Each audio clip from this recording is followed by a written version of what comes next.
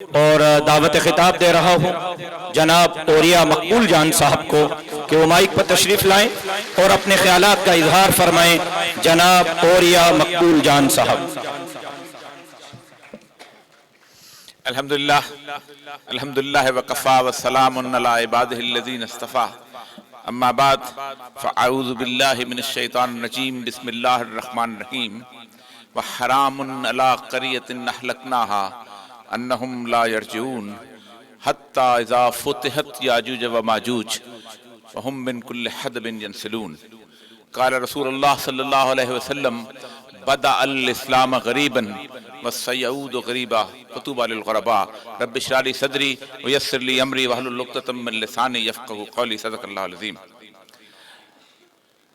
حضرات گرامی، مولانا فضل الرحمان صاحب سے ساتھ میرا ایک ایسا عقیدت کا رشتہ ہے کہ میں ان کے والد گرامی حضرت مولانا مفتی محمود صاحب کے ساتھ 1974 کی تحریک میں ساتھ ساتھ قدم بڑھایا تھا، اور میں نے انہی کی اس قیادت کے ساتھ میں نے ختم نبوت کی جیل کاٹی تھی۔ مولانا مفتی محمود صاحب بلا کے عالم دین تھے، اور مولانا مفتی محمود صاحب نے اس سنت کو برقرار رکھا ہے۔ آپ کے سامنے دو آیات، ایک آیت قرآن پاک کی اور سید الانبیاء صلی اللہ علیہ وسلم کی حدیث پیش کی ہے۔ آپ سوشل میڈیا کے لوگ ہیں، لیکن میں بنیادی طور پر آپ کو ایک عالم دین اور ایک دین کے سپاہی کے طور پر آپ کے سامنے گفتگو کرنا چاہتا ہوں۔ اس سے باہر نہ کبھی سوچتا ہوں، نہ سوچنے کی ضرورت محسوس ہوتی ہے۔ امت مسلمہ کے ہر شخص کو اپنے کرنٹ افیئر بھی قرآن و سنت کی روشنی کے اندر اس کا تجزیہ کرنا چاہیے۔ وَنَزَّلَ عَلَيْكَ الْكِتَابَ تِبْيَانًا لِكُلِّ شَيْءٍ، ہم نے یہ کتاب نازل کی ہے جس میں ہر چیز کا بیان کر دیا، اور آج تک اس حقیر کی یہ کوشش رہی ہے، اور کبھی ایسا نہیں ہوا کہ روشنی نہ مل سکے۔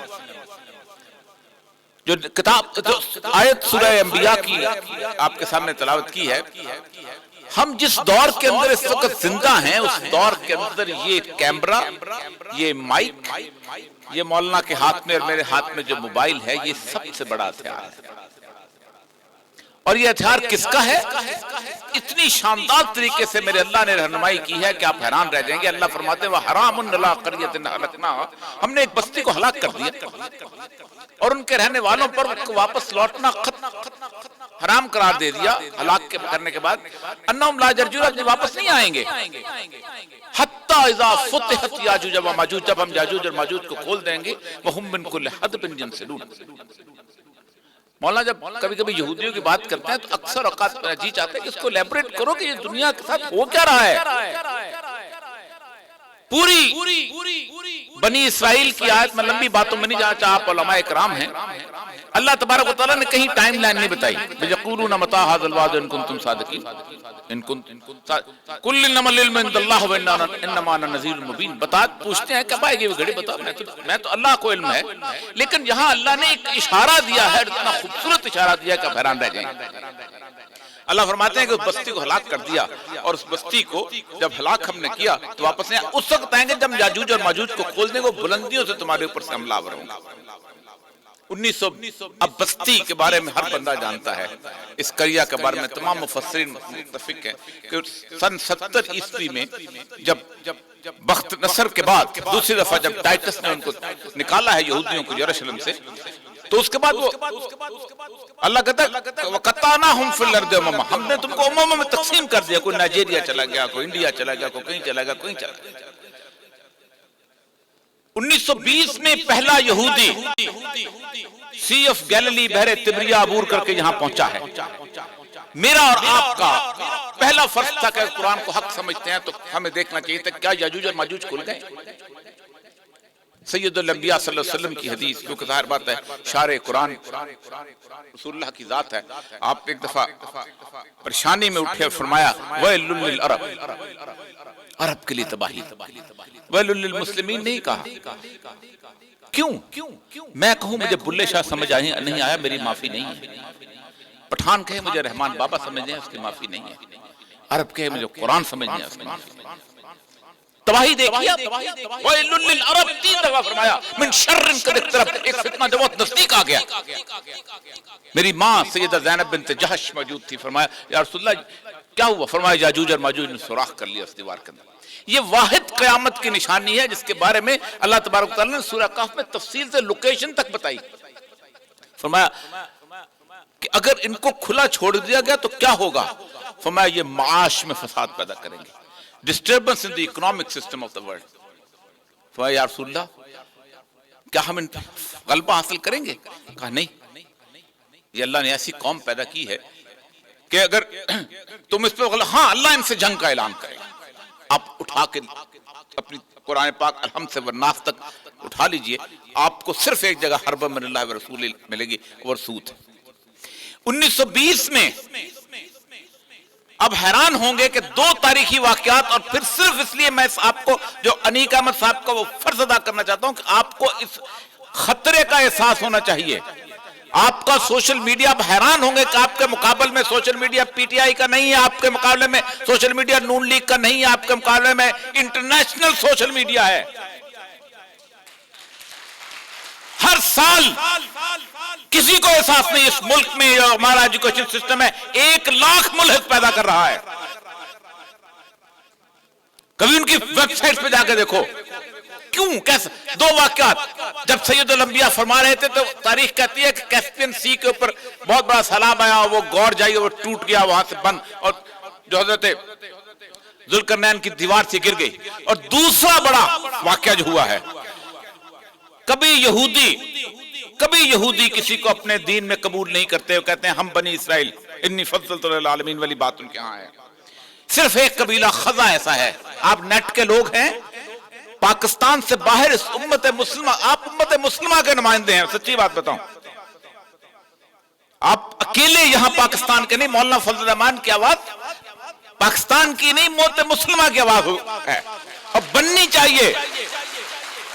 اس کی وجہ یہ ہے کہ خطرہ یہاں تک خطرہ تو یہاں تک یہ تو کچھ بھی نہیں ہے خطرے، یہ تو سیلاب کے تنکوں کی طرح جو بہائے جا سکتے ہیں۔ میں جو اصل بات بتا رہا ہوں، اس نے قبول کیا اور وہ یہودی ہو گئے، خزا قبیلہ۔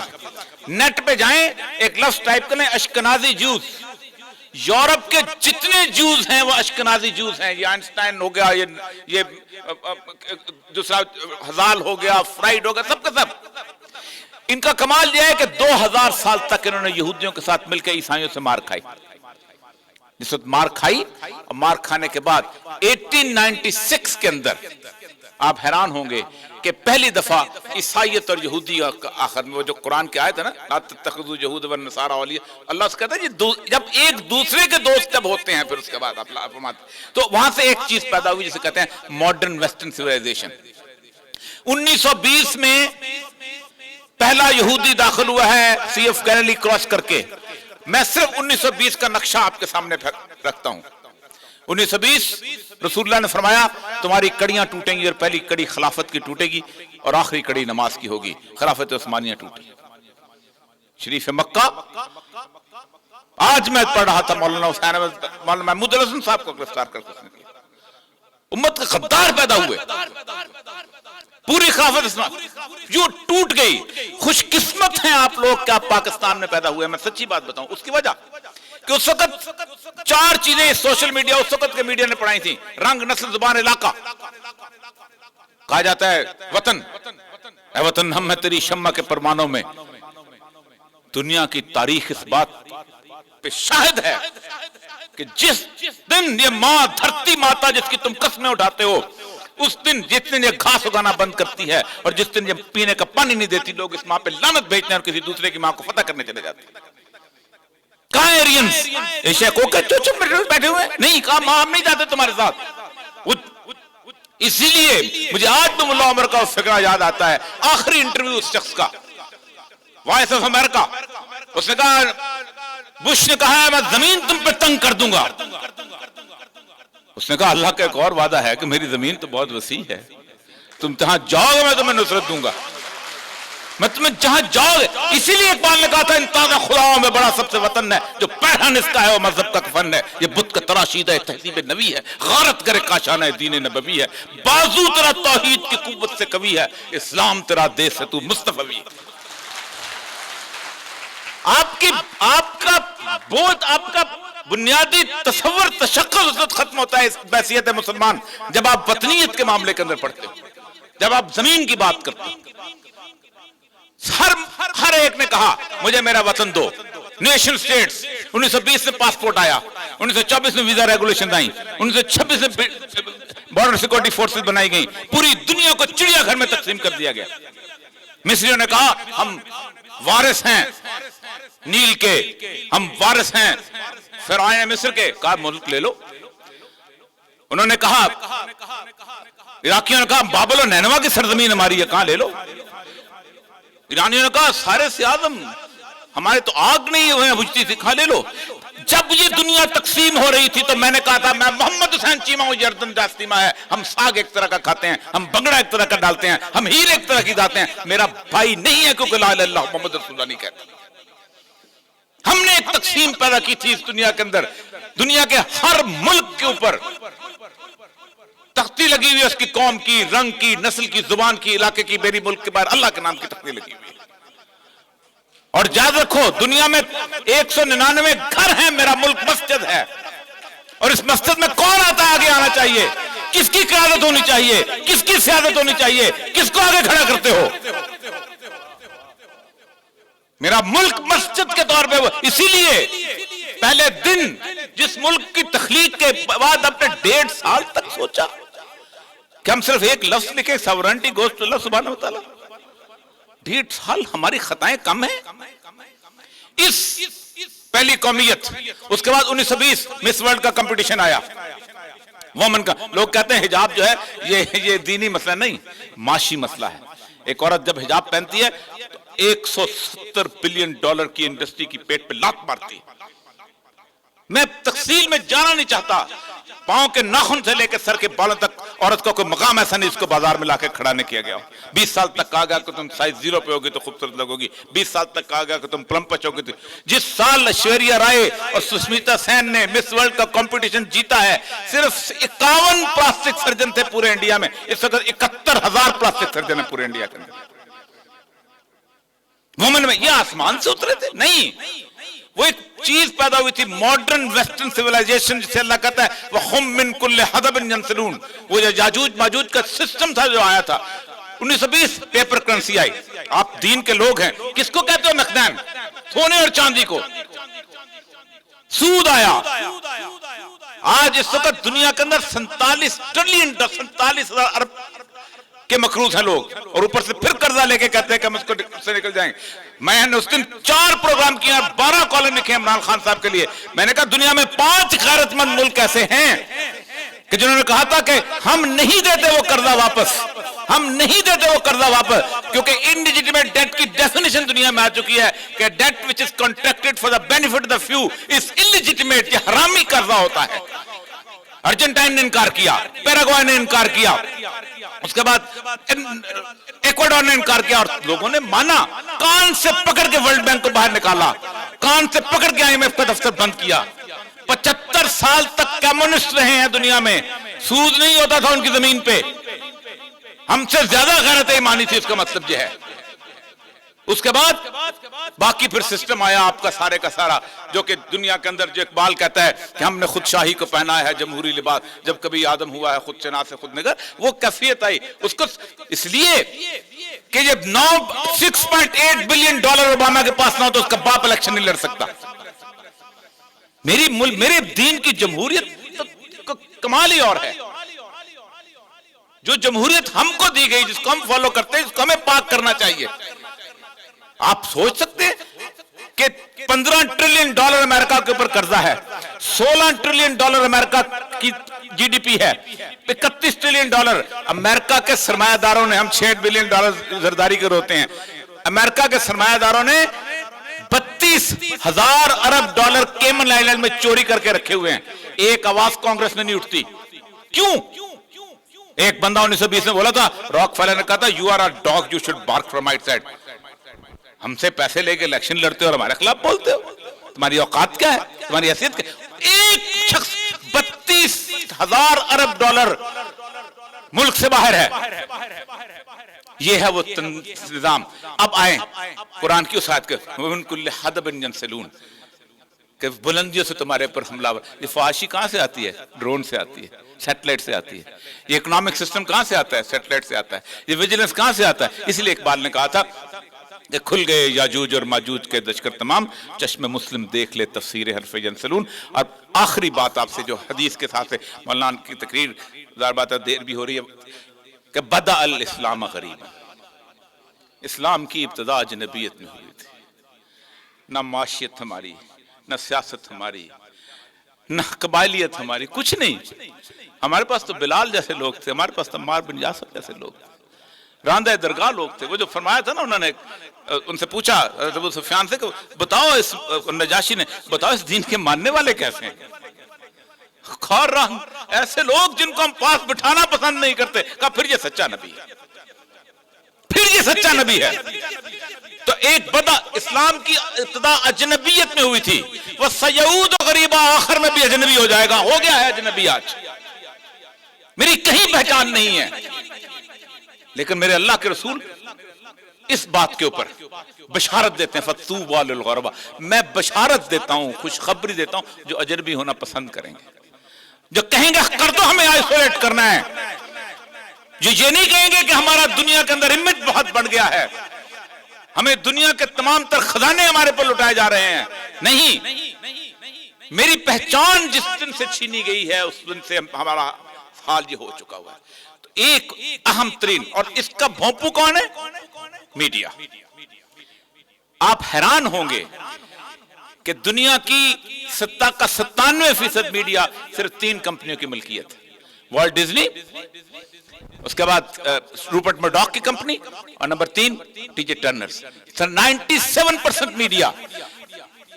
پہلا یہودی پورے کے پورے والٹ ڈزنی, 80% اس کے اندر یہودی, اس کے اندر سائنس یہودی ہے.